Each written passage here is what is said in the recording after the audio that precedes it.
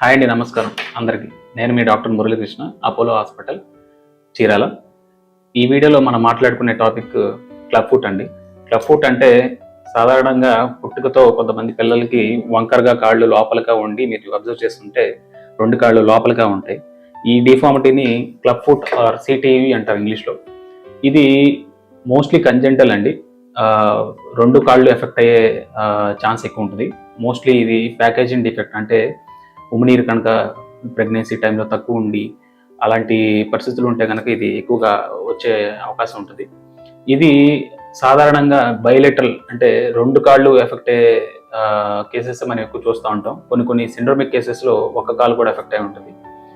ఇది ఎక్కువగా మేల్స్లో, ఎక్కువగా మనకి ఉమినీరు తక్కువ ఉన్న ప్రెగ్నెన్సీ ఆడవాళ్ళలో మనం ఎక్కువ గమనిస్తూ ఉంటాం వాళ్ళ పిల్లల్లో. ఇది 2 days ఓల్డ్ బాబు. మనం మాట్లాడుకున్నట్లు క్లబ్ ఫుట్ ఉంది దీనికి. మీరు చూసినట్టయితే ఇది వంకరగా హై ఆర్చ్ ఉంది, దీనికి క్యావస్ అంటారు దీన్ని, లోపలికి ముడుచుకుని ఉంది. దీన్ని అడక్టస్ అంటారు. ఇంకా మీరు వెనక నుండి చూస్తే కనుక వ్యారస్ డిఫార్మిటీ ఉంది. ఇక్కడ వ్యారస్ క్లియర్ కనపడదు అంతగా ఇక్కడ నుండి. సో ఇంకా చూస్తే కిందకి ఉంది, దీన్ని ఈక్వెన్స్ అంటారు. మొత్తం 4 డిఫార్మిటీస్ ఉంటాయి దీంట్లో: క్యావస్, అడక్టస్, వ్యారస్, ఈక్వినస్, సిటీవి అంటారు దీన్ని క్లబ్ ఫుట్. ఇది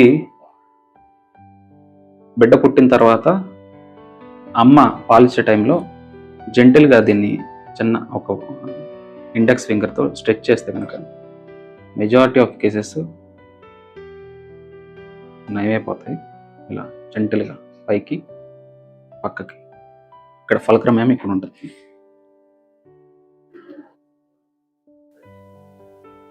ఇప్పుడు చూపించిన వీడియోలో మీరు చూసినట్టు ఆ డిఫార్మిటీస్ కనుక మీకు కనపడితే కనుక పుట్టిన పిల్లల్లో వీలైనంత త్వరగా దగ్గరలో ఉన్న ఆర్థోపెడిషియన్ని సంప్రదించండి. ఎందుకంటే ఇది ఎంత త్వరగా చికిత్స స్టార్ట్ చేస్తే అంత త్వరగా అంత బెస్ట్ అవుట్కమ్స్ మనం నోటీస్ చేస్తూ ఉంటాం.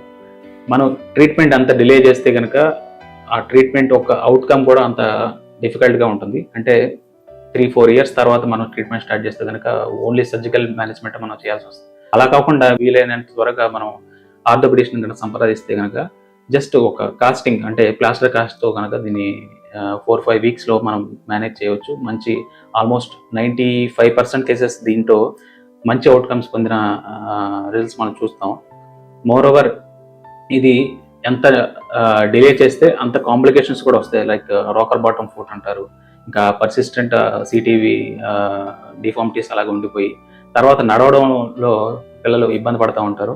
సో ఇలాంటి ఈ డిఫార్మిటీస్ కనుక మీకు బేబీ పుట్టిన తర్వాత కనిపిస్తే త్వరగా దగ్గరలో ఉన్న ఆర్థోపెడిషియన్ కలవండి.